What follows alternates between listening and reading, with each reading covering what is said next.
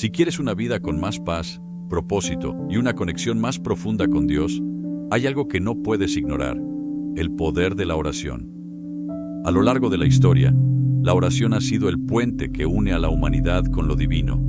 Y Jesús, en su infinita sabiduría, nos dejó un modelo perfecto: el Padre Nuestro. Pero, ¿alguna vez te has detenido a reflexionar sobre el significado de cada palabra? ¿Sabías que esta oración encierra verdades transformadoras que pueden cambiar tu forma de vivir y acercarte más a Dios? Hoy vamos a desglosar el Padre Nuestro como nunca antes, explorando su significado profundo y cómo aplicarlo a nuestra vida diaria. Desde la paternidad amorosa de Dios hasta la importancia del perdón, pasando por la provisión divina y la protección contra el mal, cada frase de esta oración tiene un mensaje poderoso que puede fortalecer tu fe y transformar tu relación con Dios. Así que quédate hasta el final, porque lo que aprenderás hoy puede marcar un antes y un después en tu manera de orar y en tu vida espiritual. Pero antes de comenzar, quiero invitarte a que formes parte de esta comunidad de fe. Si aún no lo has hecho, suscríbete al canal, activa la campana de notificaciones y deja tu like, porque así me ayudas a seguir compartiendo mensajes que fortalezcan tu camino con Dios. Y ahora sí, abre tu corazón, porque este mensaje está a punto de comenzar. Primera revela la paternidad de Dios. Cuando Jesús nos enseñó a orar, comenzó con estas palabras: Padre nuestro que estás en los cielos. Mateo 6:9. A simple vista, esta introducción puede parecer solo una manera formal de dirigirse a Dios. Pero si nos detenemos a analizarla, descubrimos que encierra un mensaje poderoso. En la época de Jesús, el concepto de Dios como Padre no era tan común ni accesible para todos. La mayoría de las personas lo veían como un ser supremo, lejano y temible, digno de reverencia y adoración, pero no como alguien con quien pudieran tener una relación cercana e íntima. Sin embargo, Jesús rompió con esta mentalidad y nos reveló una verdad que cambiaría para siempre nuestra forma de relacionarnos con Dios. Él es nuestro Padre. No solo es el Creador del universo, el Todopoderoso y el Rey de Reyes, sino también un Padre que ama, cuida y protege a sus hijos. Esta revelación transforma la oración en algo más que un simple acto religioso. La convierte en un diálogo sincero y cercano entre un hijo y su Padre Celestial. La cercanía de Dios como Padre. Al decir Padre Nuestro, Jesús nos invita a acercarnos a Dios con confianza y amor. Nos muestra que no oramos a un juez implacable que espera castigarnos por cada error, ni a una deidad distante que no se interesa por nosotros. Oramos a un Padre que nos conoce profundamente, que se preocupa por nuestras necesidades y que anhela lo mejor para nosotros. En muchas ocasiones, la imagen que tenemos de Dios está influenciada por nuestra experiencia con nuestros padres terrenales. Si tuvimos un padre amoroso y presente, nos será más fácil ver a Dios como un Padre bueno. Pero si crecimos con un padre ausente, indiferente o incluso abusivo, puede ser difícil confiar en la idea de un Padre Celestial amoroso. Sin embargo, la Biblia nos asegura que Dios es el Padre perfecto. Su amor es incondicional, no cambia con el tiempo ni depende de nuestro comportamiento. No nos ama más cuando hacemos las cosas bien, ni nos ama menos cuando fallamos. Su amor es eterno y absoluto, un Padre para todos, la comunidad de fe.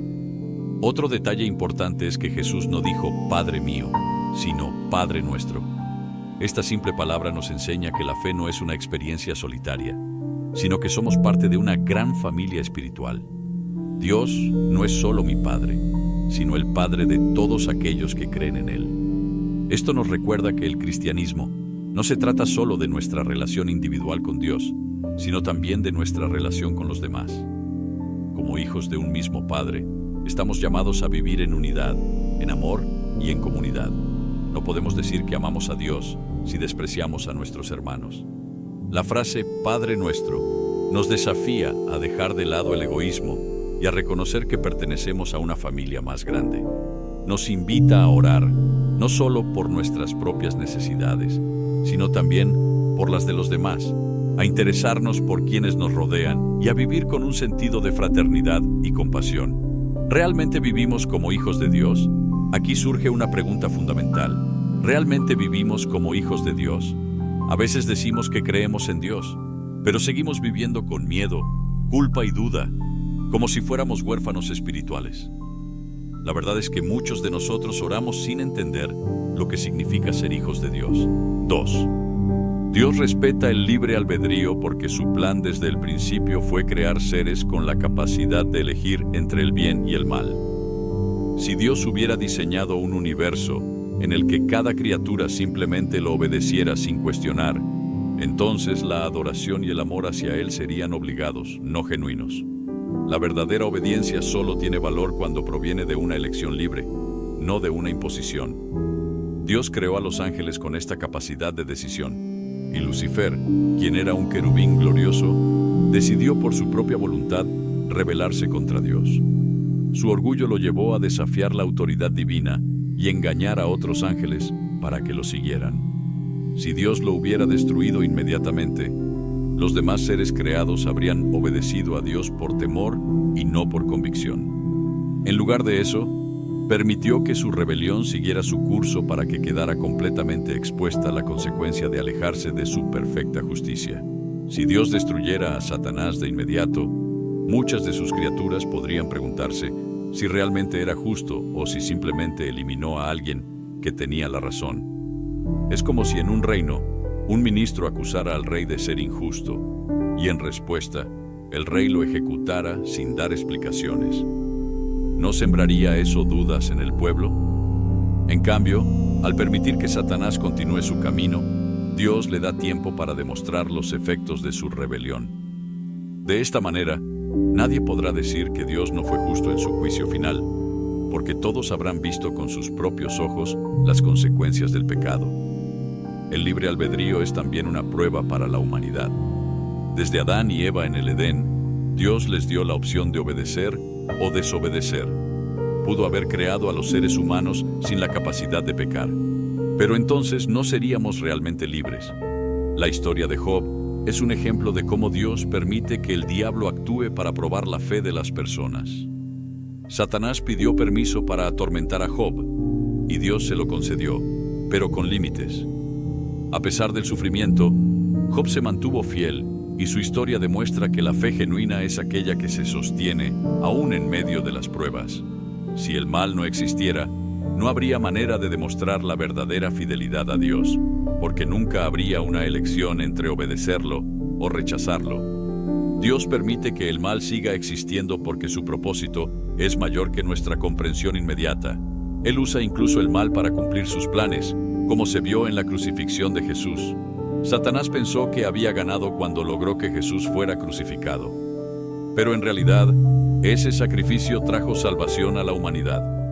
Esto nos muestra que, aunque Dios permite el actuar del diablo por un tiempo, no significa que haya perdido el control. Todo está dentro de su plan perfecto y al final, el mal será vencido. El juicio vendrá, pero en el tiempo correcto. Dios no ha eliminado al diablo aún porque todavía está dando tiempo a la humanidad para elegir su camino. Si Dios hubiera destruido a Satanás inmediatamente después de su rebelión, muchos habrían servido a Dios por miedo en lugar de por amor. La Biblia enseña que Dios es paciente y espera que las personas se arrepientan antes del juicio final. Pero ese juicio llegará, y cuando lo haga, Satanás será lanzado al lago de fuego para siempre. Hasta ese día, cada persona tiene la oportunidad de decidir a quién servirá. Dios no elimina a Satanás inmediatamente, porque hacerlo iría en contra del libre albedrío que Él mismo nos dio. Si el mal no tuviera la oportunidad de mostrarse en su totalidad, las criaturas podrían dudar de la justicia de Dios. Pero cuando el pecado haya alcanzado su máxima expresión y quede demostrado su efecto destructivo, entonces Dios traerá su juicio final y erradicará el mal para siempre. Mientras tanto, cada persona debe tomar una decisión: seguir el camino de Dios o caer en la trampa de la rebelión. ¿Cuál elegirás tú? Tercero, Satanás cumple un propósito dentro del plan de Dios. Desde una perspectiva humana, podríamos pensar que la existencia de Satanás es un error, que su mera presencia en el mundo Es una prueba de que el mal está fuera del control de Dios. Pero la realidad es mucho más profunda. Satanás sigue existiendo porque, aunque parezca paradójico, su presencia cumple un propósito dentro del plan divino. Nada ocurre sin el conocimiento y la soberanía de Dios. Incluso el mal y sus efectos están bajo su autoridad, y aunque Dios no es el autor del pecado, lo permite temporalmente para cumplir sus propósitos eternos. Satanás es, en muchos sentidos, un instrumento para que la humanidad y el mundo espiritual puedan ver con claridad la diferencia entre el camino de Dios y el camino de la rebelión. Dios permite que el diablo tenga un margen de acción porque a través de sus engaños, tentaciones y mentiras se expone el verdadero carácter del pecado. Sin la existencia del mal, no habría un contraste con la santidad de Dios.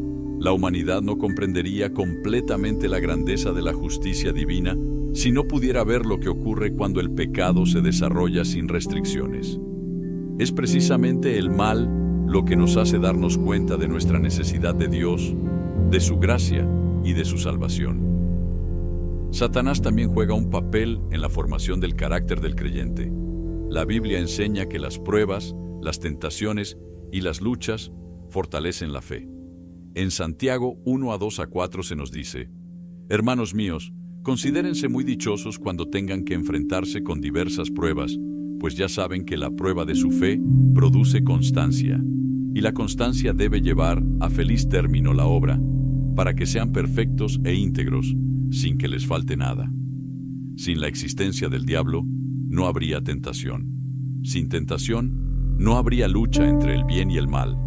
Y sin esa lucha, no habría crecimiento espiritual ni una fe genuina. Dios no quiere seguidores que simplemente lo obedezcan porque no tienen otra opción. Él desea hijos que lo amen y elijan su camino, aun cuando enfrentan adversidad y engaño. El papel de Satanás en la historia de la humanidad también es clave para la manifestación del poder y la gloria de Dios.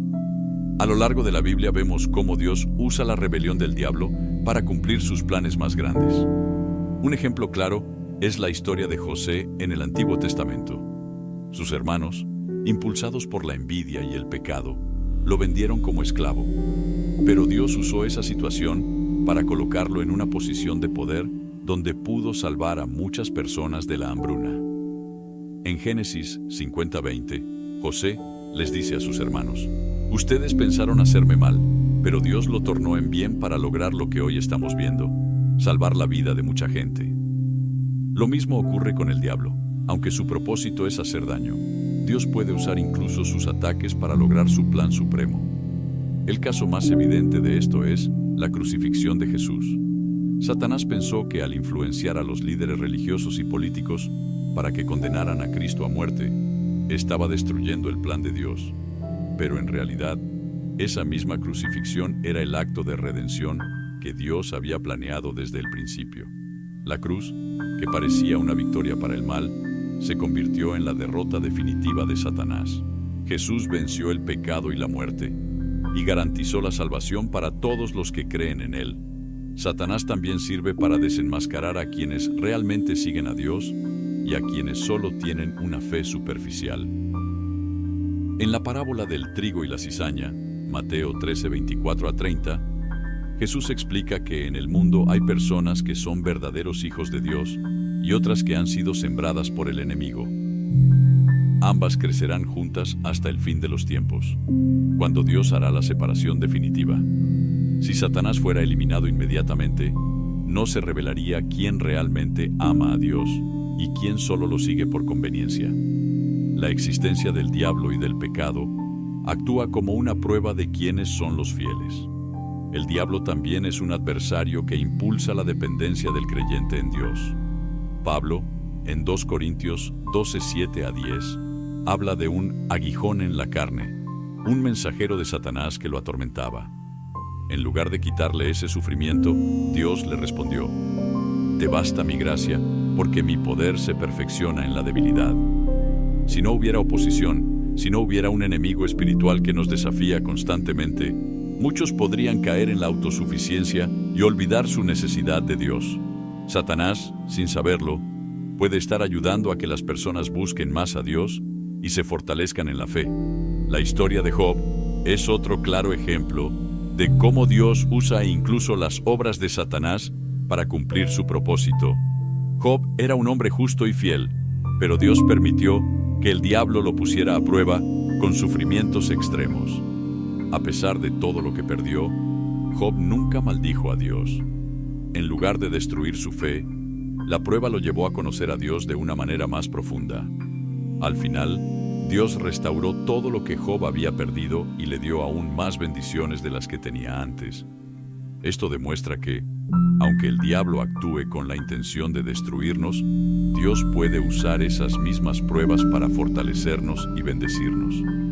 Dios permite que Satanás siga existiendo porque su papel en la historia de la humanidad sirve para demostrar la superioridad del bien sobre el mal, para probar la fidelidad de sus seguidores y para manifestar su gloria en formas que no podríamos comprender si el pecado no existiera.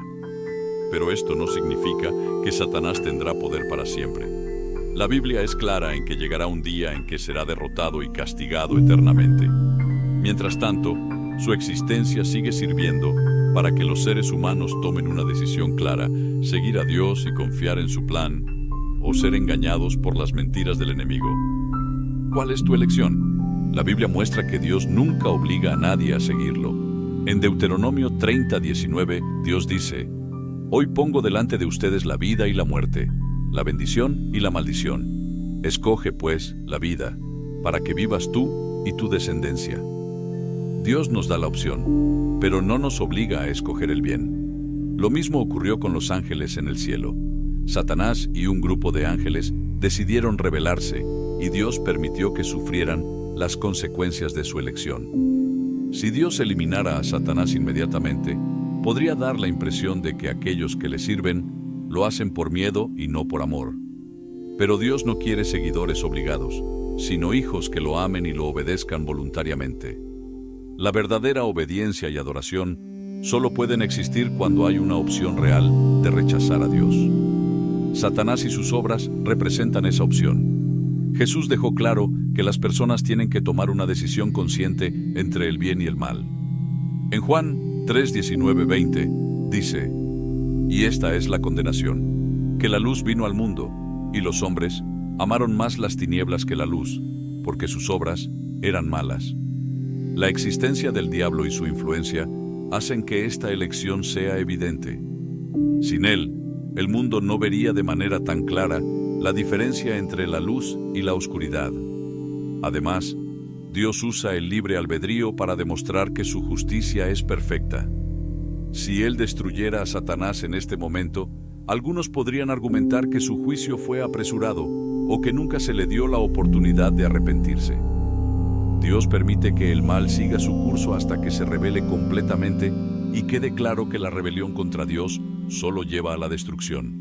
En Apocalipsis 20, 7-10, se describe que, después del reinado de Cristo, Satanás será liberado por un corto tiempo y volverá a engañar a las naciones.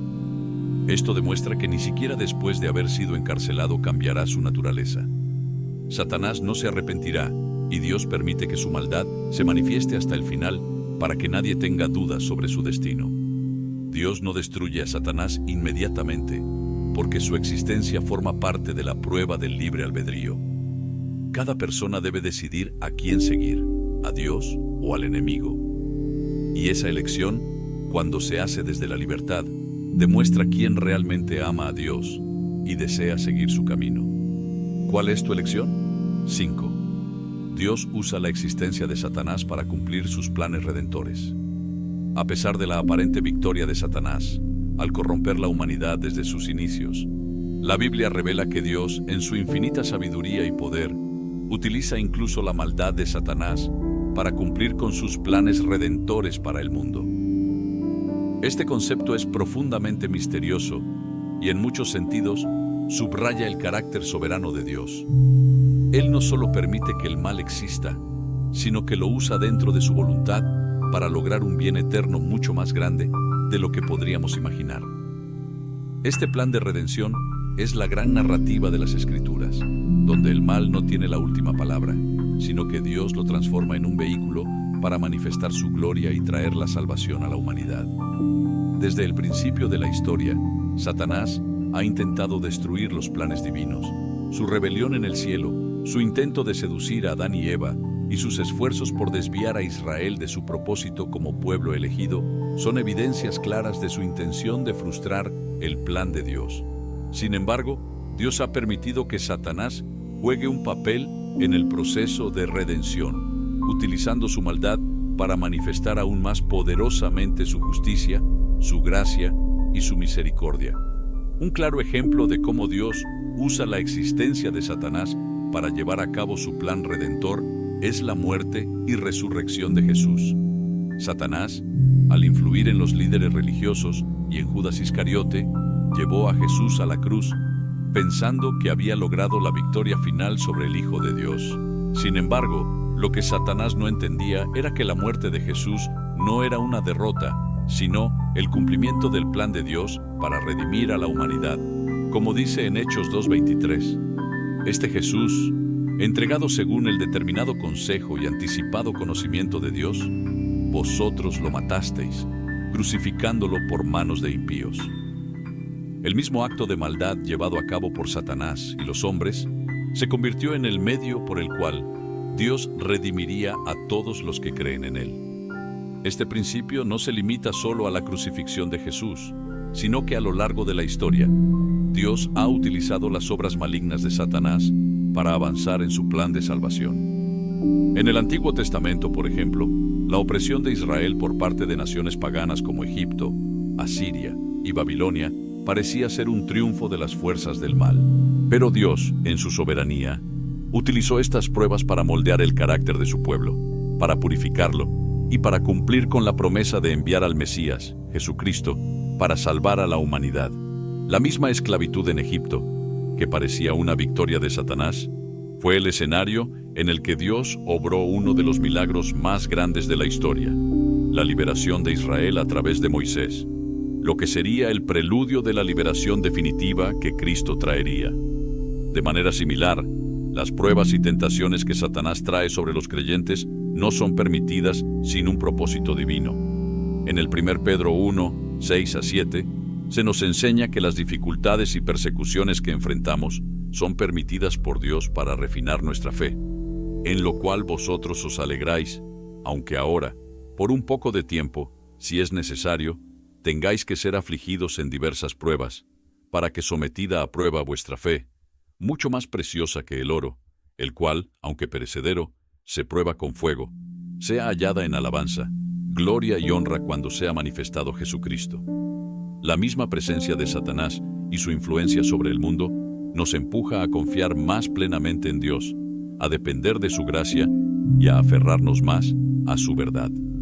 Además, la existencia de Satanás permite que el carácter de Dios, particularmente su justicia y santidad, sea claramente demostrado. Si no hubiera maldad en el mundo, no podríamos ver la magnitud de la justicia divina que castiga el pecado. Sin Satanás, no comprenderíamos verdaderamente la seriedad del pecado y su capacidad para destruir la humanidad. El juicio final que Satanás y sus seguidores recibirán será una manifestación de la justicia perfecta de Dios. El hecho de que Satanás siga existiendo hasta ese momento nos permite entender más plenamente que el pecado tiene consecuencias terribles y que la justicia de Dios no permitirá que el mal quede sin castigo. Pero, al mismo tiempo, el propósito redentor de Dios no solo se limita a manifestar su justicia, sino también a mostrar su gracia. Dios ha permitido que Satanás siga actuando para que la humanidad pueda conocer más profundamente el sacrificio de Cristo. Si no existiera el mal, no habría necesidad de un Salvador. Si no viéramos la maldad del diablo, no entenderíamos cuán grande es el amor de Dios al enviar a su Hijo a morir en la cruz para rescatarnos del pecado y la muerte.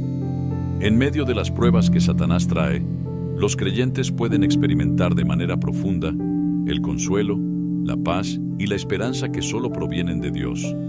La existencia de Satanás también cumple una función en el futuro redentor de la humanidad y el mundo.